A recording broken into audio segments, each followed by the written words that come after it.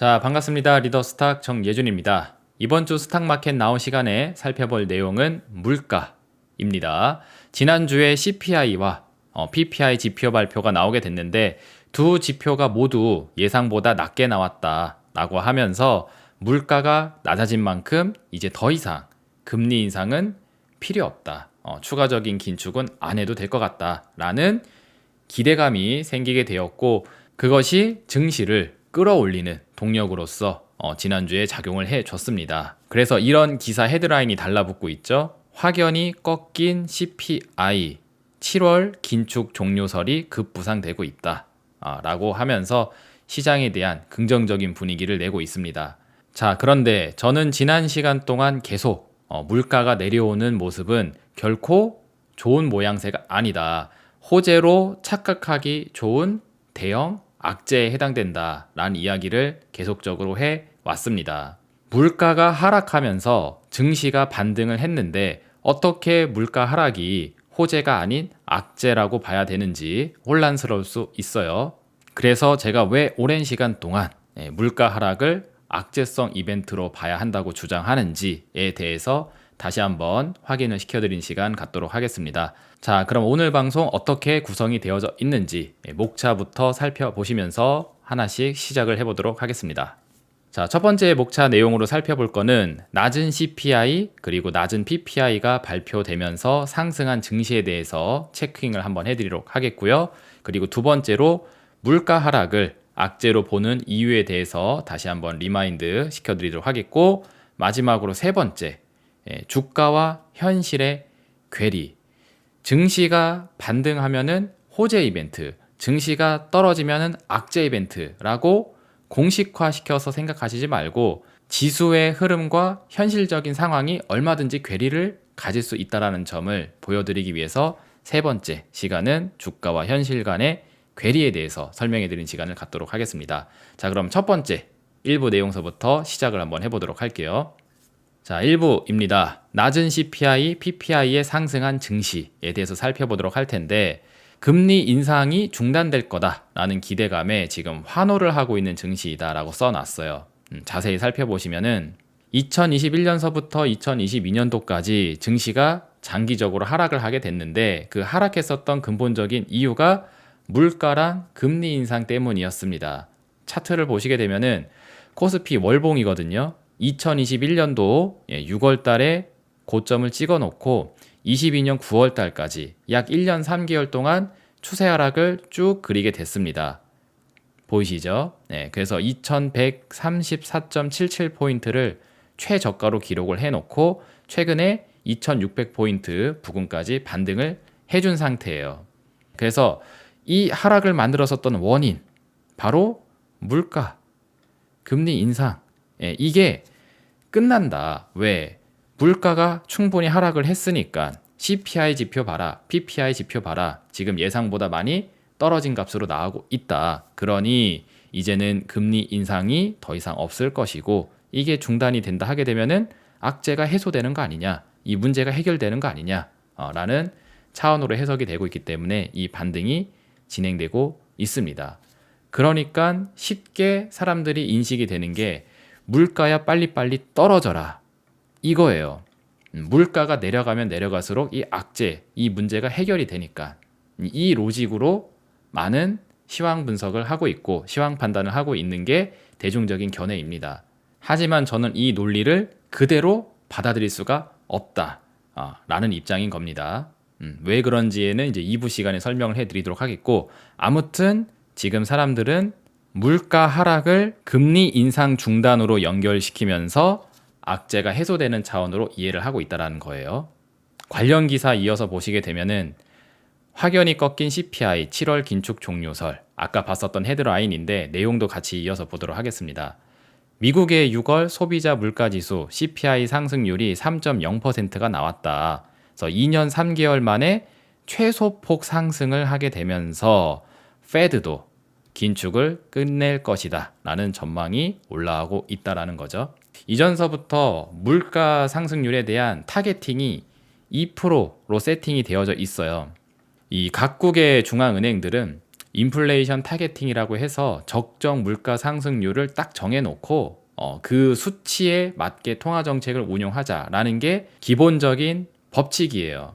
그래서 2%까지 떨어지게 되게 되면은 이제 통화 정책도 더 이상 긴축을 할 필요가 없게 된다라고 세팅을 해놨는데, 물가 상승률이 3%로 나왔다고 하니까 2%라는 목표치에 거의 다 왔잖아요. 그죠? 여기서 1%만 더 떨어지게 되면 목표치가 달성이 되게 되는 겁니다. 그래서 이번 7월 달에 25bp 금리 인상 해놓고 가만히 있어 보자. 그러면 저절로 2%까지 물가가 떨어지게 될 테고, 그렇게 되게 되면은 우리는 더 이상 긴축을 하지 않아도 된다. 그래서 그동안에 고생했다. 그동안에 힘들었지만 이제는 그 고생길이 끝났습니다. 라는 차원으로 지금 이해를 시키고 있다는 거죠. 증시도 그에 따른 반응으로 반등이 나왔던 거고요. 자, 근데 이제 제가 여기서부터 대중들이 갖고 있는 이 판단을 그대로 받아들일 수 없다라는 내용을 하나하나씩 조목조목 설명을 해드리도록 하겠습니다. 그걸 하기 위해서는 먼저 CPI하고 PPI에 대해서 한번 짚고 넘어가는 게 필요해요. 다음 화면 보도록 할게요. Consumer Price Index라고 해서 우리가 이걸 줄여서 CPI라고 하게 되는데, 우리말로 하게 되면 뭐 소비자 물가 지수 정도로 해석할 수가 있습니다. 그래서 소비자 물가 지수는 뭐냐면, 재화나 서비스를 우리가 시장에서 구입을 할 수 있게 되는데, 이 소비자 입장에서 지불하는 가격의 변화를 지수화시켰다 라고 볼 수 있습니다. 그러니까 물건을 사는 사람, 물건을 사는 소비자 입장에서 이 물건의 가격 변화를 수치화시켰다라는 이야기예요. 이해를 좀 쉽게 하기 위해서 제가 여기다 도넛 그림을 하나 그려놨습니다. 이 도넛을 사고 싶은 사람, 먹고 싶은 사람, 즉 구매자 입장에서 따져본 물가라는 거죠.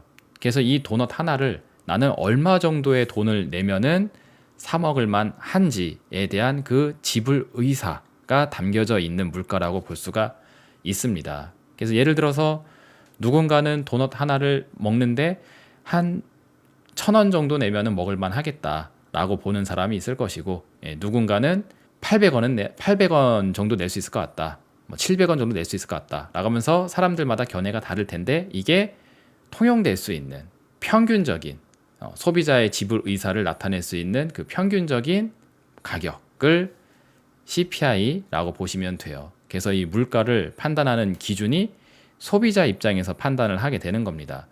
그래서 이 소비자 물가 지수가 떨어진다라는 것은 그만큼 이 물건을 사겠다라는 그 지불 의사도 하락했다라고 볼 수가 있어요.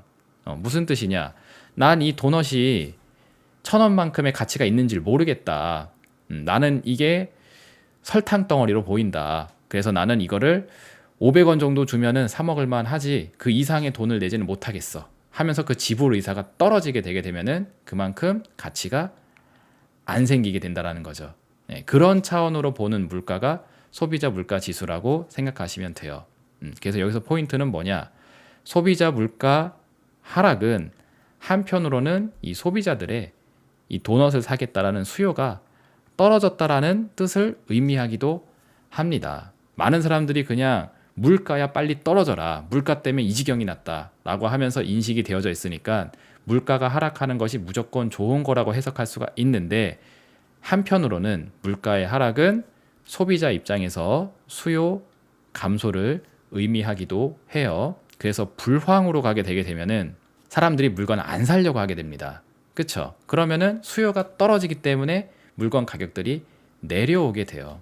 그래서 소비자 물가 지수의 하락은 한편으로는 수요 감소에 따른 불황을 뜻하기도 하는 겁니다. 저는 그래서 물가가 이런 차원으로 떨어지게 될 것이라고 생각을 해왔기 때문에 지금 우리가 경험하고 있는 물가 하락이 결코 좋은 징후로 보여지지가 않는다라고 말씀을 드리는 겁니다. 자, 그러면은 이 소비자 물가 지수와 반대편에 있는 공급자 물가 지수 PPI에 대해서도 한번 살펴보도록 할 텐데, 다음 화면을 보시게 되면은 여기 있습니다. 이거는 Producer Price Index라고 해서 생산자 입장에서 본 물가라고 생각하시면 될 것 같아요. 그래서 제가 여기다가 이렇게 써놨죠. 재화 및 서비스를 생산자가 공급하는 가격의 변화를 지수화시켰다. 즉, 이 도넛을 만드는 공급자, 생산자 입장에서 본 물가예요. 예를 들어서 내가 이 도넛 하나를 만들기 위해서는 이 원재료 가격 그리고 직원들 뭐 월급 뭐 이런 것까지 다 카운팅을 해서 못해도 1,000원에는 팔아야지 내가 그래도 한 200~300원 정도는 남겨 먹을 수가 있을 것 같다 라고 해서 생산자 입장에서 받아야 되는 가격, 그것에 의해서 형성된 물가라고 생각하시면 돼요. 그래서 이 PPI는 생산 비용적 차원의 개념이 많이 투영이 되어져 있습니다. 그래서 도넛을 만드는데 생기는 비용이 만약에 800원, 900원 이렇게 올라가 버린다. 그러면은 그만큼 마진을 붙여서 팔아야 되니까 그만큼 소비자에게 넘겨야 되는 그 가격도 높아지게 되겠죠. 그래서 생산자 입장에서의 물가와 소비자 입장에서의 물가가 달라요. 다른 선상이 있습니다. 이게 시장에서 만나가지고 이루어지는 가격이, 그게 이제 적정 시장 가격이 되는 거거든요. 그래서 물건을 사는 사람은 최대한 싸게 사고 싶어 하고, 물건을 팔아야 되는 생산자 입장에서는 최대한 비싸게 팔아야 되는 거예요. 그래서 제가 그 수요 곡선, 공급 곡선 그려드릴 때 수요 곡선은 그래서 우하향하고 공급 곡선은 우상향한다. 이 그래프도 많이 그려드렸죠. 요 그래프 이따가 또 나옵니다. 그때 한번 또 설명을 해드리도록 하겠고, 아무튼 PPI 같은 경우에는 생산자 입장에서 본 물가 지표이기 때문에 생산 비용 차원으로 보는 거예요. 자, 그래서 생산자 물가가 하락을 했다라는 뜻은 한편으로는 이 비용이 떨어졌다. 이 도넛을 만드는데 발생하는 그 비용이 하락했다. 그래서 생산자 물가 지수가 많이 떨어지게 되게 되면은 도넛 하나를 만드는데 발생되는 비용이 예를 들어서 한 뭐 500원 밑으로 훅 떨어진다라고 해볼게요. 그러면은 한 200~300원 정도 마진을 붙인다고 했었을 때 한 800원 정도에 팔아도 되는 거죠. 이런 관점의 물가 지수가 생산자 물가 지수 PPI라고 보시면 되겠습니다. 자, 그러면은 최근에 나온 CPI하고 PPI를 그럼 어떻게 해석을 해야 되는지에 대한 부분으로 넘어가 보도록 할게요. 자, 먼저 CPI가 어떻게 나왔는지서부터 보도록 하겠습니다. CPI가 전년 대비 3%가 올랐대요. 그러니까 이번 6월 달에 CPI를 보게 되면은 지난 2022년도 6월 달 대비 3%가 올랐다라는 겁니다. 그리고 PPI를 보게 되면은 PPI는 전년 대비해서 마이너스 0.1%로 떨어졌다라고 해요. 그럼 이 수치만 보게 되면은 CPI는 많이 올라갔고 PPI는 떨어졌고 라고 생각할 수가 있는데 사실 개념이 좀 반대입니다. 무슨 얘기냐면은 CPI는 기본적으로 되게 높게 측정이 되어 왔어요. 지난달 같은 경우에도 이게 4.0%가 나왔습니다. 그래서 제가 여기 옆에다가 이렇게 전월 대비 써놨죠. 전월 대비해서, 그러니까 5월달 대비해서는 1.0%포인트가 떨어진 거예요. 그래서 1%나 떨어지게 된 겁니다. 그래서 그동안에 굉장히 높은 수치를 기록해 왔었던 CPI가 3%만 나왔으니 많이 떨어졌다 라는 개념이 되는 거고, 반면에 PPI 같은 경우에는 이게 마이너스를 찍고 있지만은 사실 그렇게 많이 떨어진 게 아닙니다. 왜냐면은 전월 대비를 보시게 되면은 지난 월 대비해서는 0.2%포인트가 올랐어요. 그러니까 PPI는 지난달에 마이너스 0.3%가 나왔는데 이게 0.2%포인트가 올랐습니다. 전월 대비해서. 그러니까 평상시에 계속 0% 수준에서 왔다 갔다 했었던 게 PPI이고, CPI는 4%, 5%, 6% 이렇게 계속 높은 상태에 있었다가 이번에 3%로 확 떨어지게 됐다는 거예요. 그래서 CPI도 그렇고 PPI도 그렇고 기본적으로는 예상보다 낮게 나왔다라는 거는 공통된 이야기인데, 특히나 많이 떨어지게 나오게 된 게 CPI라는 겁니다. 그래서 전월 대비 기준으로 CPI는 1%포인트가 떨어지게 됐고 PPI는 오히려 전월 대비해서는 0.2%포인트 올랐어요. 그래서 이걸 종합적으로 보게 되면은 CPI 하락이 크게 나오게 된 겁니다. 1%가 갑자기 훅 떨어져 버리게 됐으니까. 그래서 이게 와, 물가가 많이 떨어졌다, 이거 봐라, 긴축 그만해도 되지 않느냐 라고 하면서 긍정적인 해석이 생기게 된 거라는 거죠. 자, 근데 중요한 포인트는 뭐예요? 제가 아까 CPI, PPI 설명해드리면서 말씀드렸던 거. CPI 하락이 두드러진 가운데 발생한 물가 하락이라는 점은 제가 보는 기준상, 제가 알고 있는 CPI, PPI의 지표의 기준상 어떻습니까? 얘는 소비자 기준으로 본 물가라고 했고, 이 PPI는 생산자 기준으로 본 생산 비용 차원의 물가라고 했잖아요. 자, 근데 CPI 하락이 두드러진 가운데 발생한 물가 하락이라고 종합적인 해석을 해볼 수가 있는데, 이것을 다시 해석을 하게 되게 되면은 수요 물가가 급락을 한 것이지 비용 물가가 떨어진 게 아니라는 겁니다. PPI가 급락을 한 게 아니라 CPI가 급락을 했다는 거죠. 그렇기 때문에 수요 물가가 떨어지고 비용 물가는 여전히 완만한 상태에 있습니다. 그러니까 0% 변동성에서 그냥 이러고 있는 상태라는 거죠. CPI가 훅 떨어졌고. 그래서 이걸 종합적으로 보게 되면은 수요가 급락하면서 물가가 떨어지게 된 거고, 비용은 여전히 똑같은 상태에 있다라는 차원으로 해석이 된다라는 겁니다. 그렇기 때문에 저는 실적과 경기라는 걸 기준으로 보았을 때 이 물가의 하락을 결코 긍정적으로 볼 수가 없다라는 거죠. 수요가 떨어지는 불황으로 가는 과정에서 나온 지표 발표다라고 해석이 되는 겁니다.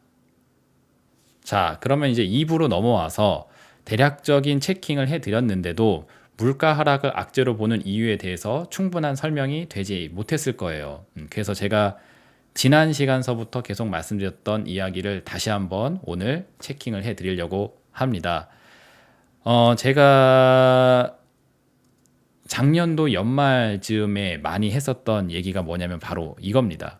시황 판단의 갈림길에 놓이게 할 장치로서 물가가 있을 것이다. 무슨 얘기냐면은 물가가 낮아지는 것에 대한 해석을 대다수의 사람들이 이걸 긍정적으로 해석을 하게 될 걸로 보여지는데, 왜? 그동안에 지수를 떨어뜨려 놨었던 악재의 원인이 이거였으니까. 그래서 이게 해소된다고 하면은 좋은 일이다 라고 하겠지만, 제가 보는 관점에서 물가는 결국 또 떨어질 수밖에 없다. 근데 물가가 떨어지는 것이 좋은 차원으로 물가가 떨어지는 거면은 긍정적인데, 아무리 봐도 이것은 부정적인 차원의 물가 하락으로밖에 저는 보여지지가 않는다. 그래서 대다수의 사람들이 이를 긍정적으로 해석하게 되거든 저는 반대로 부정적으로 판단을 하게 될 거다. 그래서 이거를 어떻게 판단하는지에 따라서 시황 판단의 갈림길에 놓이게 될 걸로 보여지니까, 만약에 저랑 동일한 생각을 갖고 계신다라면은 물가를 가지고 긍정적인 해석을 하는 여론이 생기게 되거든 그 반대편을 바라보시라고 얘기를 이미 오래전에 드려놨어요. 그 이야기를 다시 하는 겁니다. 그러니까 물가를 기준으로 어떻게 증시를 판단해야 되는지 그 여부가 똑같은 상황에 대해서 다른 해석을 하게 될 거라는 거죠. 근데 저는 이 판단을 할 수밖에 없다라는 겁니다. 왜 그런지 그림을 또 보여드리면은, 자, 요 썸네일 기억하실지 모르겠습니다. 주식119 방송을 했었던 당시에는 워낙에 많이 했었던 이야기지만, 제가 개인 채널 리더스탁 채널로 오게 되면서는 요 영상에서 한 번씩 언급을 해 드렸어요. 물가는 이것 때문에 내려오지 못할 겁니다 라고 하면서 환경 이슈에 대한 부분 이야기를 했죠. 코로나 바이러스 팬데믹, 그리고 러시아 우크라이나 전쟁, 이런 것들이 물가를 올렸다고 하는데, 이것은 공급 충격에 따른 비용 상승에 기인한 물가 상승이다. 근데 여기서만 끝나지 않을 것이고, 제가 봤었을 때는 추가적인 비용 인플레이션을 자극할 수 있는 변수로 환경 문제, 이상기후가 터진다든지 혹은 뭐 탄소세를 내야 된다고 한다든지 하는 등등의 옵션이 추가적으로 생길 걸로 보여진다라는 이야기를 이 영상에서 해드리면서 인플레이션에 대해서 체킹을 해드렸고, 그리고 최근 영상이죠. 변동성 지수가 최저를 경신을 했다. 사람들이 지금 금리, 물가만 생각하고 있다. 그래서 금리와 물가가 이제 괜찮아졌다. 그러니까 시황의 우호적인 변수로 바뀌어져 있다. 그러니 경계감이 풀린단 말이에요. 근데 이렇게 경기감이 풀리게 되었을 때가 오히려 폭풍 전야일 수 있다라고 하면서 제가 이 영상도 찍어 드렸습니다. 즉, 종합적으로 이야기하면은 금리, 물가를 바라볼 때가 아니라고. 금리 물가를 쳐다보는 사이에 지금 주요 기업들의 실적들이 깨지고 있고 국가의 경쟁력이 깨지고 있고 이러다가는 부도 파산 위험까지 생기는 사태가 벌어질 수 있게 된다. 근데 사람들은 지금 여기에 시선이 집중이 돼서 이게 무너지고 있는 사실에 대한 부분을 지금 간과하고 있다라는 부분을 계속 이야기해드려 왔죠. 그 얘기입니다. 그래서 만약에 물가하고 금리가 떨어진다고 해서 증시가 다시 리바운딩을 하게 된다. 하게 되면은 저는 이것이 현실을 외면한 상승으로 보여지기 때문에 저는 시황에 대한 판단을 계속 하방으로 유지할 것임을 오래 전서부터 이미 얘기를 드려왔습니다. 그게 이 영상에서도 똑같이 했었던 이야기예요. 그래서 제 투자 판단의 첫 번째 스타트 라인은 뭐냐면은 이 물가에 대한 해석을 비용이라는 차원, 공급 충격에서 기인한 비용이라는 차원으로 해석을 한다는 것부터가 시작이 돼야 됩니다. 여기에 대한 이야기를 또 이어서 해드리면은 이전에 많이 그려드렸던 그림, 요거 다시 한번 또 나와야 되죠. 서플라이 쇼크 앤 디맨드 쇼크, 공급 충격과 수요 충격에 의한 현재 상황이다. 그래서 코로나 바이러스 팬데믹 문제, 그리고 뭐 전쟁, 그리고 뭐 환경 이슈 이런 것들에 의해서 생산자들이 물건을 충분히 뽑아낼 수가 없는 상황. 왜냐하면은 비용이 올라가니까 물건 하나를 만드는데 생기는 비용이 인상이 되게 되니까 그로 인해서 공급 곡선이 왼쪽 상단으로 올라가게 되게 된다. 공급 충격에 의해서. 그럼 원래 적정 수요와 적정 공급에서 만나는 이 균형점에서 물가, P가 형성이 됐었는데 공급 충격에 의해서 새로운 공급 곡선이 도출이 되게 되면은 수요와 공급이 만나는 자리에서 이렇게 이 다시가 형성이 된다라고 설명해 드렸죠. 그래서 발생되는 현상이 물가 상승이라고. 근데 이 문제를 해결해 주기 위해서는 이 문제가 됐었던 이 공급 문제 이거를 해결해 줘야 됩니다. 그러니까 아까 식으로 이야기하면은 PPI에 의해서 이게 잡혀야 되는 거예요. 생산 비용을 낮춰주게 되면서 물건을 찍어내는 사람들이 적당한 가격으로 물건을 내놔도 될 수 있게. 그러니까 도너츠로 다시 이야기하면은 도너츠를 만드는 비용을 다시 500원으로 내려줘가지고 300원 정도만 마진을 붙여서 팔아도 되게. 그러면은 800원으로 낮아지게 되는 거거든요. 어차피 물건을 사고 싶어 하는 사람들은 싸게 사고 싶어 하기 때문에 이 공급자들은 서로 경쟁을 하게 되어져 있습니다. 그래서 물건 가격을 가만히 냅둬도 서로 싸게 내놓으려고 하게 되어져 있어요. 근데도 이 생산자들이 물건을 싸게 내놓지 못하고 있는 이유는 뭐냐? 최소한 남는 거라도 있어야 되는데 그 최소한 남는 게 생기려면은 못해도 이 정도는 받아야 되니까. 그래서 올라가게 되는 겁니다. 즉 공급의 물가 상승의 근본적인 원인이 있다고 보는 게 첫 번째 스타트예요. 여기서 스타트가 이렇게 됐으면 이제 여기서부터는 쉽습니다. 그래서 이렇게 올라간 물가를 잡겠다고 지금 계속 긴축 정책을 하게 되니까 수요가 떨어지죠. 금리가 높아요. 소비자들이 돈을 쓰기가 무서운 그런 시대로 점점 가게 되니까. 예를 들어서 뭐 내가 부동산을 사기 위해서 엄청나게 대출을 껴놨는데 매달 대출 이자가 뭐 200만 원씩 나간다. 그래서 지금 겨우겨우 근근히 한 달 딱 생활비에 딱 떨어지게 이렇게 매칭을 해놓고 살고 있는데 물건을 펑펑 이렇게 사재낄 수가 없게 됐다. 뭐 이런 차원이죠. 그래서 긴축의 수위를 높이게 되게 되면서 뭔가 이렇게 대출에 대한 규제나 고금리 상황을 계속 지속하게 되게 되면은 공급이 해결되는 게 아니라 수요가 떨어지게 됩니다. 그래서 수요가 떨어지게 되게 되면은 새로운 수요 곡선 도출이 되게 되고 이에 따라서 새로운 균형점이 형성이 되죠. 그러면은 물가는 결국 내려와요. 왜? 자 보세요. 2에서 2 다시로 처음 갔었을 때 올라갔다가 2 다시에서 2 다시로 가는 과정에서 다시 또 내려오게 되니까 이 그림 진짜 적어도 한 10번은 설명해 드렸던 것 같습니다. 지금도 똑같아요. 제 생각은. 그래서 이렇게 올라갔다가 결국 내려오게 되는데 중요한 거는 이 가로축에 해당되는 Y 이거죠. 첫 번째 2에서는 Y가 여기에 있으나 두 번째 2 다시로 가는 과정에서 좀 떨어집니다. 근데 세 번째 이 다시다시로 가는 과정에서 이게 여기까지 떨어지게 돼요. 그럼 이 Y는 뭐냐? 이게 경기예요. 이게 경기. GDP입니다. GDP. 기업으로 치게 되면 실적인 것이고. 그래서 이게 계속 떨어지게 되는 상황이 되는 거죠. 그래서 2에서 2 다시로 갔었을 때 이게 한번 충격을 받게 되는데 여기서 물가가 떨어지는 과정에서 이게 더 떨어지게 되는 거죠. 그러니까 이 물가의 하락은 이 Y라는 실적, 경기적 차원으로 보았을 때는 이게 더 하락하게 되는 모양새가 되는 겁니다. 근데 이 물가의 하락을 지금 대다수의 사람들은 긍정적으로 해석을 하고 있다는 거죠. 그래서 이걸 정리해서 말씀드리면은 물가가 정점을 찍고 내려오는 과정에서 여기 정점을 찍고 내려오는 과정에서 총생산 Y는 크게 감소하게 된다. 그래서 물가는 이제 앞으로 떨어지게 될 거니까 신경 쓸 만한 요인이 안 된다. 물가가 자꾸 떨어져서 긴축을 그만할 거라는데 장 그럼 계속 올라가는 거 아닌가요? 하면서 자꾸 물가를 기준으로 판단을 하려고 하는데 제가 보는 시황 판단 기준에서 더 이상 물가라는 것은 중요치 않아지게 됐다. 제가 중요하게 보는 거는 여기. 이게 더 떨어질 수 있는 상황에 대해서 집중을 하시라고 얘기를 오래전에 이미 드려왔고 그 관점대로 지금도 장을 똑같이 보고 있는 상태라는 겁니다. 자, 그럼 이 그래프 이해되셨죠? 자, 그럼 다음으로 이어서 이 기사도 한번 같이 봐보세요.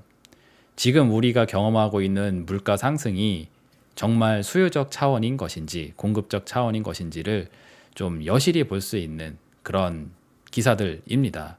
이거 오늘 나온 거예요, 전부 다.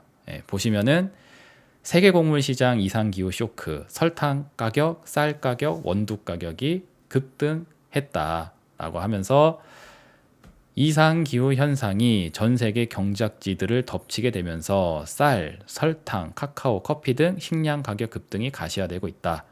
그리고 여기 좀 잘렸지만 요 뒤에 나오는 내용은 뭐냐면은 면화의 최대 산지인 미국과 중국의 기록적인 폭염, 가뭄 이런 겁니다.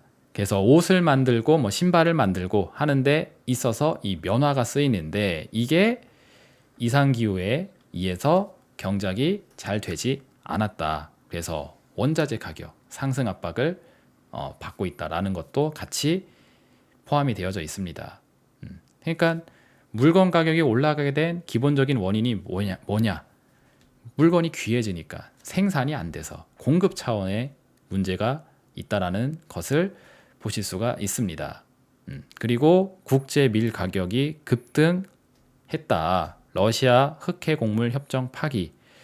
이거는 뭐냐면 러시아하고 우크라이나하고 지금 전쟁을 하고 있는 가운데 우크라이나도 흑해라는 바닷길을 통해서 농산품을 수출해야 되고 러시아 같은 경우에도 지네 나라에서 나오는 원자재들 흑해 지역을 통해서 수출을 해야 되는데 우리가 둘이 싸우면서 이 경로를 이용하지 못하게 되면은 안 되니까 이 부분을 우리가 협정을 해서 이용할 수 있게 하자. 특히나 우크라이나 농산물 수출하는 거 길 우리 전쟁 때문에 막지 말자라고 하면서 요거를 서로 쓸 수 있게 해주는 협정을 하게 된 건데 이게 어제까지가 마감 기한이었대요.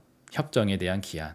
그래서 기한이 다 왔는데 이거 어떻게 연장할 거냐 어떡할 거냐라고 러시아한테 요청을 보냈으나 러시아가 묵묵부답으로 무시하게 되면서 협정이 데드라인이 넘어가면서 이제 파기가 됐다고 해요. 그 이슈에 의해서 국제 밀 가격이 이제 폭등이 한번 빵 나오는 현상이 목격이 됐습니다. 그리고 이게 국제적인 현상이기 때문에 피부에 좀 잘 안 와닿는다 하시는 분들은 여기에 아주 또 피부에 와닿을 수 있는 내용이 나오고 있습니다. 우리가 마시는 우유 있죠? 그 우유의 원유 가격이 오르는 게 기정사실이다. 그래서 리터당 3,000원의 시대가 될 것 같다. 그래서 밀크플레이션 시대에 대한 이야기를 하고 있습니다. 다 보시게 되게 되면은 다 어때요? 원유. 그러니까 우유도 가공이 된 거잖아요. 살균 처리를 해서 만들어진 게 우유인데 그 전에 소젖을 짜서 모아온 그 원액에 대한 가격이 올라가다 보니까 여기에 살균 처리를 해주는 업체가 마진을 붙여서 팔아야 되잖아요. 그렇죠? 그러니까 가격이 올라가는 겁니다. 자, 보시게 되면 다 생산자 입장에서 비용 상승에 의한 물가 상승이 원인이에요. 이 부분을 딱 바로잡고 보시게 되면은 다시 앞전으로 돌아가서 제가 왜 첫 번째 그래프로 공급 충격이라는 것서부터 시작을 해야 된다고 이야기를 하는지 아시겠죠? 이게 맞다라면은 지금 하고 있는 긴축 정책은 뭡니까? 총생산 Y를 더 떨어뜨리게 하는 행위가 되는 거예요. 그렇게 오게 된 겁니다. 여기까지. 그리고 이제 긴축을 더 이상 안 한다고 하니까는 마치 이게 Y가 다시 되살아날 것처럼 생각을 하실 수도 있는데, 잘 생각해 보시게 되면은 지금 올라가져 있는 물가를 유지를 시키는 거지 이거를 떨어뜨리는 게 아닙니다. 그러니까 굉장히 빠른 속도로 올려놨었던 금리를 이번에 계속 유지를 하게 돼요. 왜? 물가가 내려와야지, 그래야지 완화 정책으로 전환이 일어나게 될 텐데, 아까 전에 기사 봤잖아요. 지금 뭐 이상기후 현상, 환경 문제, 뭐 기타 등등으로 인해서 공급 인플레이션을 계속 주게 되니까 물가가 높은 수준에서 잘 내려오지를 못하게 됩니다. 그러니까는 추가적인 긴축을 안 하고 추가적인 금리 인상을 안 하고 가는 거는 오케이. 근데 이 고금리 상황을 이제 다시 낮출 수도 없어요. 계속 얘가 물가를 위로 땡겨 놓은 상태가 되게 되니까. 그럼 이미 높아져 있는 금리 상황이 상당 기간 지속을 하게 되는데, 이게 어떻게 긴축을 안 하는 겁니까? 긴축의 스탠스를 유지를 하는 거지. 사람들은 금리가 올라야지만 긴축인 것이고, 고금리 상태를 지속하는 것은 긴축이 아니고 완화 정책이다 라는 차원으로 생각들을 많이들 하시는 것 같은데, 제가 보는 입장에서는 전혀 그렇지가 않습니다. 그래서 이 긴축 정책이 어떠한 과정에서 나오게 됐는지를 생각해 보시게 되게 되면은, 왜 기업들이 실적이 쇼크가 나오고, 그리고 왜 한국의 무역 수지가 수십 개월 동안 왜 적자를 기록하게 됐는지, 그리고 왜 부도 파산 위험이 생기는 기업들이 탄생하고 있는지, 왜 새마을금고의 뱅크런 사태가 터지고 있는지, 왜 부동산 PF 시장이 위험하다고 하면서 신용 위험이 자극받고 있는지, 이런 부분들이 깔끔하게 확인이 되죠. 그렇기 때문에 저는 이 물가에 대한 판단을 긍정적으로 할 수가 없는 겁니다. 그리고 이 이야기는 2021년도서부터 계속 해드려왔었던 이야기예요. 그래프 요거 잠깐 보시게 되면은 2021년도 하반기서부터 2022년 연말까지 이 지수가 쭉 떨어지는 과정에서 제가 아까 갈림길 이야기를 했었었죠. 어느 정도 시간이 지나게 되게 되면은 물가에 대한 해석, 그러니까 물가 하락에 대한 해석을 긍정적인 메시지로 바라보는 여론이 생길 걸로 보여진다. 그래서 여기 1번, 물가 하락은 긴축 중단의 긍정적인 메시지다 라고 보는 의견이 생기게 될 텐데, 그로 인해서 이게 반등이 나오게 되거든, 증시가 반등이 나오게 되거든, 제가 바라보는 현실하고는 이제 반대로 가게 되는 거죠. 제가 바라보고 있는 현실은 뭡니까? 2번이잖아요. 물가의 하락은 경기 침체의 부정적인 메시지이다. 불황으로 가니까, 사람이 물건을 안 사니까, 수요가 떨어지니까 발생된 물가 하락으로 본다고 설명드렸죠. 그래서 저는 현실적인 상황이 더 악화되는 쪽으로 가는 걸로 해석이 되는 겁니다. 자, 그러면 어떠한 상태에 봉착을 하게 되게 되냐면은, 제가 바라본 현실적인 상황이 이 2번에 해당이 되는데, 지금 주식시장에 대한 반응은 이런 식으로 하고 있단 말이에요. 자, 그러면은 어때요? 이만큼의 갭이 생겨버리게 됩니다. 그럼 이 갭이 생겼다라는 거는 둘 중에 하나가 틀렸다라는 거죠. 그러니까 만약에 제가 보는 판단이 틀렸다 하게 되면은 긍정적으로 봐야 되는 메시지를 부정적으로 해석을 했기 때문에 이 현실적인 상황이 여기로 이제 맞춰져야 될 거 아니에요. 자, 무슨 얘기냐면은 현실이 시궁창인데 지금 주식시장이 이를 오해하고 있다라고 보는 제 입장이 만약에 틀렸다 하게 되면은 이 시궁창에 해당되는 현실적인 상황이 주식시장의 반응만큼 따라 올라와야 되겠죠.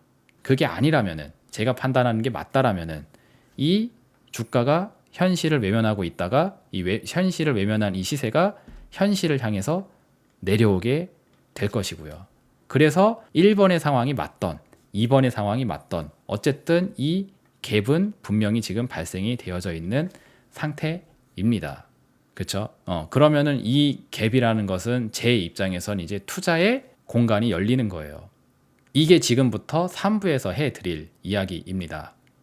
자, 3부로 이어와서 주가와 현실의 괴리에 대해서 보도록 할 텐데, 이것도 지난 영상 속에서 한두 번씩 계속 해드렸던 이야기입니다. 저평가 시세에서는 롱을 치고 고평가 시세에서는 숏을 쳐야 된다 라는 게 기본적인 투자의 룰이잖아요. 그래서 이 괴리가 크면 클수록 수익은 커지는 겁니다. 이게 무슨 개념이냐면은 이거예요. 괴리가 커지면 커질수록 그만큼 수익의 기회도 커지게 된다.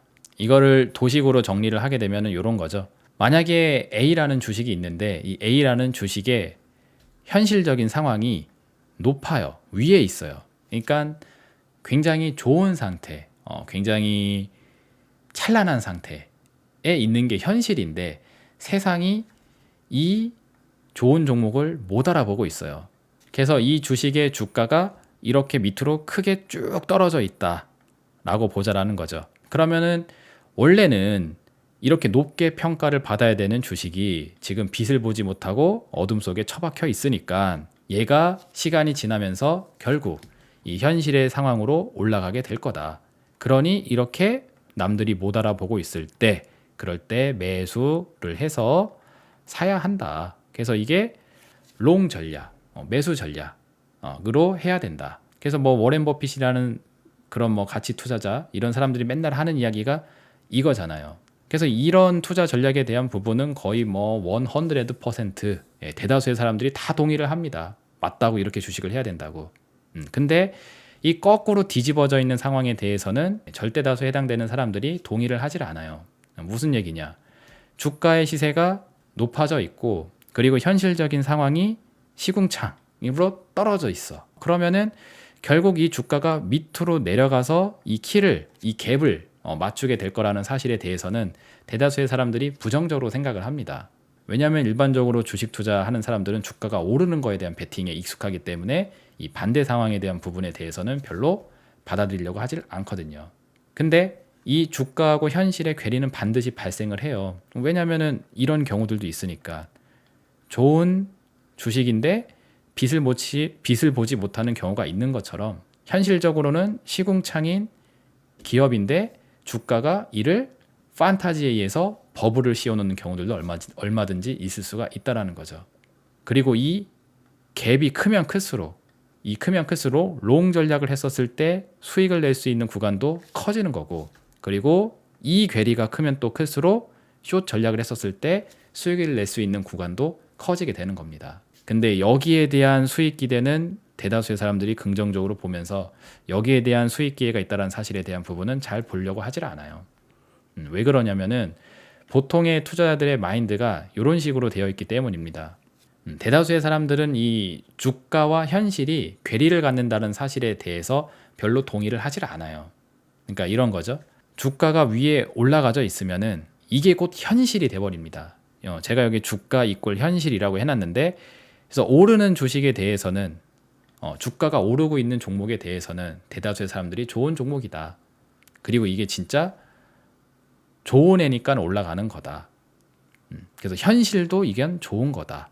그래서 오르는 주식에 대해서는 롱 전략을 치게 되고 그리고 거꾸로 떨어지는 주식은 이거는 안 좋기 때문에 떨어지는 거다. 주가가 곧 현실이니까. 그래서 이런 시궁창 종목은 시궁창 시세를 내는 거다 하면서 이런 거는 팔아야 한다. 손절해야 된다. 정리해야 된다. 하게 됩니다. 그러니까 떨어지는 주식에 대해서는 숏 전략을 치고 올라가는 종목에 대해서는 롱 전략을 치게 되는 게 대중적인 사고 판단의 기본 로직이에요. 그러다 보니까는 잘 보세요. 최근에 물가가 하락하면서 지수가 반등이 나왔죠. 지난주에 물가 하락 지표 발표와 함께 지수가 상승이 나오니까 이 시세는 곧 현실이다. 물가 하락과 지수 상승이 같이 나왔으니 곧 물가 하락은 좋은 거다. 라는 식의 사고를 하게 되는데 과연 이게 맞을까라는 거죠. 예를 들어서 물가가 하락할 거다라는 그 긍정적인 해석 때문에 6개월이란 시간 동안 코스피 지수를 2100에서 2600까지 올려놨다고 쳐요. 그래서 한 500포인트가 상승을 했습니다. 자, 근데 만약에 1년이라는 시간 동안 1000포인트를 빼버린다. 물가가 떨어지는데 불황이라고 하면서 그러면 물가 하락은 정말 좋은 게 맞는 건가요? 물가가 떨어지면서 6개월 동안 500포인트를 올려놓고 1년 동안 1000포인트 이상을 더 빼버려요. 물가가 하락하면서. 그럼 물가 하락은 결과적으로 보았을 때 안 좋은 거죠. 근데 사람들에게 이렇게 인식이 되도록 사고를 하나 만들어 놓게 되게 되면은 물가가 하락하면서 지수가 빠지게 되는 상황이 찾아와도 별로 경계를 하지 않을 겁니다. 왜? 물가 하락은 좋은 거라고 인식이 되어져 있는데 저 물가가 하락하는 상황은 결코 나쁜 메시지가 아니다 라고 하면서 버리겠죠. 근데 한편으로 생각해 보면 아까도 말씀드렸지만 물가 하락은 그 이면으로 보았을 때 불황에 따른 수요 하락으로 나타나는 현상이기도 합니다. 그래서 불황으로 가고 있다라는 그 뜻으로서 물가가 떨어지는 걸 수도 있어요. 근데 거기에 대한 해석에 대한 부분은 완전히 지금 그 누구도 해석을 하지 않고 있습니다. 왜? 이렇게 논리를 만들어 놨으니까. 저는 그렇게 봐요. 자, 그래서 오늘 이야기를 또 종합적으로 얘기를 해보자라면은 물가 하락은 수요 악화에 의한 것이다 라고 보는 게 제 견해입니다. 아까도 말씀드렸지만 다시 체킹을 해드리면 경기와 실적, 아까 그래프에서 말씀드렸던 그 Y를 기준으로 본 물가 하락은 결코 호재성 이슈가 아닙니다. 제 기준에서는 이거는 지금 만들어드린 논리가 아니고 이미 오래전에 세팅을 해드렸었던 논리예요. 그리고 이 물가 하락을 기준금리라는 통화정책이라는 기준으로 판단하도록 유도를 해서 현실과 괴리를 갖는 지수 상승을 이끌어 간다라면은 저는 또 다시 한번 갭이 생기는 거죠. 현실을 외면한 갭이 생기는 거고 그 갭이 커지면 커질수록 뭐가 생긴다? 수익. 갭이 크면 클수록 그 현실을 향해서 가는 과정에 의한 수익의 공간이 커지는 거잖아요. 저는 현실이 지금 더 안 좋은 쪽으로 가고 있는데 증시가 거꾸로 가고 있으니까 그 갭이 큰 만큼 그죠? 제 판단이 맞았을 때 먹을 수 있는 수익의 공간이 계속 넓어지게 되는 거죠. 저는 그렇게 판단을 한다라는 겁니다. 근데 보통의 사람들은 거꾸로 가게 돼요. 지수가 떨어지면서 악재성 뉴스가 나와야지 이게 진짜 뭔가 대환장 파티로 가는구나 라고 생각하게 되고 오르는 과정에서 불황의 징후가 나오게 되고 뭔가 안 좋은 이벤트들이 터지게 되게 되면은 거기에 대한 부분은 외면해서 버려버리게 되게 됩니다. 그래서 증시 뭐 하락에 대한 투자 베팅 이런 걸 한다고 해도 그러니까 숏 베팅을 한다고 해도 하락하는 걸 보고 손을 갖다 대고 올라가는 과정에서 다 뒤집어져서 털려버리고 하기 십상이에요. 그래서 제가 이전에 영상으로도 만들어 드렸죠. 여러분들의 투자 판단이 어느 한쪽으로 세팅이 돼 있다라면은 역투자 전략으로 가야 된다고. 고버스 같은 투자를 하시려면은 거꾸로 지수가 과열 구간에 있을 때마다 투자의 공간이 생기게 되니까 그때마다 기회를 보라고 말씀을 해드렸죠. 그 이야기가 요거랑 똑같은 원리입니다. 근데 그 기준이 흔들리죠. 하방을 바라보고 있는데 올라가 버리게 되면은 내 판단이 틀렸다라고 하면서 지워버리게 되게 되니까. 그래서 지금 지수 상황이 만들어내는 이 과정과 그리고 물가 하락이라는 것을 긍정적으로만 해석하도록 만들어 놓은 이런 논리들이 제가 보는 입장에서는 함정일 수 있다라는 거고 이 함정에 넘어가지 않고 정확하게 체킹을 하게 되게 되면은 오히려 현실과 괴리를 아래로 잡아볼 수 있는 기회의 공간이 계속 커지고 있는 것으로 판단하는 게 맞다라고 보는 겁니다. 자, 이렇게 해서 이번 주도 물가에 대한 이야기 하면서 스탁마켓 나온 꾸며 드렸는데 사실 이 이야기는 오래전서부터 굉장히 많이 설명해 드렸던 내용입니다. 그래서 그동안에 많이 체킹을 하셨던 분들 같은 경우에는 뭐 딱히 새로운 내용이 아니어서 그냥 재확인하는 정도로만 생각하시면 되겠고 더 중요한 건 이제 앞으로 나오게 될 실적 경기에 대한 증시 반응이죠. 2분기 실적 시즌이 도래하게 되면서 지금 대다수의 기업들의 잠정 실적들이 안 좋게 지금 평가가 이미 되어져 있는 상태인데 이를 증시가 어떻게 반응할지 한번 또 두고 봐야 되겠습니다. 그리고 금융사들에 대한 신용 위기 지난 영상에서 한번 얘기해 드렸었죠. 그것도 한번 다뤄드려야 되는데 시간 관계상 그 부분은 다음번에 기회가 되면 또 같이 한번 보도록 할게요. 자, 그러면 오늘 방송 여기까지 해서 마치도록 하겠고 다음 주에 또 새로운 주제를 가지고 다시 만나 뵙도록 하겠습니다. 구독, 좋아요, 알림 설정 유지해 놓으시고 다음 주에도 리더스탁의 스탁마켓 나우 또 함께 하시길 바라도록 하겠습니다. 감사합니다.